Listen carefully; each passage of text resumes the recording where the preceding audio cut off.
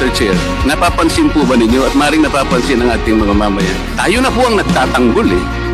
Kung kinakailangan triplihin mo o sampuhin mo ang pangangalaga sa perang ito, that is the requirement of a fiduciary responsibility.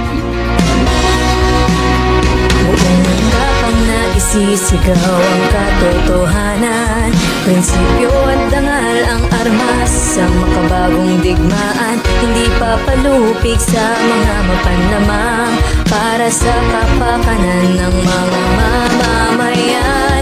Hindi basta-basta lumalaban, kundi masusing pinag-aaralan.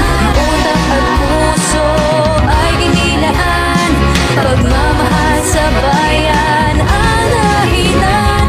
Kailangan natin ng isang tulad niya, kapanatagan nating madarama. Tila isang ama na kahit sino kaaway ipagtatanggol ka, di na dapat mangamba. Kakampi at kasangga, dati Marcoleta.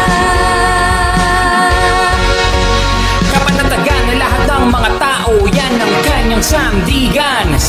Huwag mawawala ng pag-asa, lalo na kapag nasa katwiran. Ano man ang hamon ng buhay, mananaig din ang tunay, kaya hindi ka na dapat pa na maduwag. Kanyang papanindigan na sa samahan, kaya kapit lang, di na tayo kailanman mabubuwag. Dumating ang kagipitan ay hindi kanya iiwan, kahit gano'ng makalaki ang mga naaapi.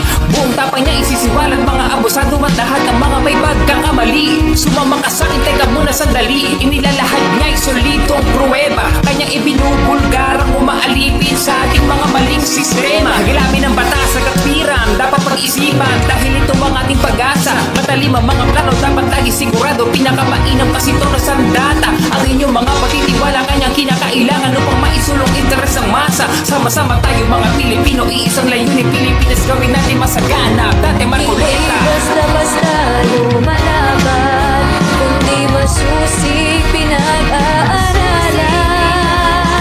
Utak at puso ang batayan, pagmamahal sa bayan ang dahilan. Kailangan natin ng isang tulad niya, kapanatagan nating madarama.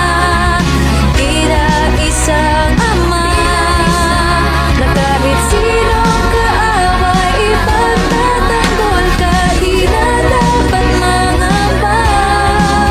Kakampi at kasangga, dati Marcoleta. Wala pong magandang pagtulong. Walang magandang ibibigay sa ating bansa kung ang pagtulong po ay gagawin natin sa pamamagitan ng paglabag sa ating mga batas.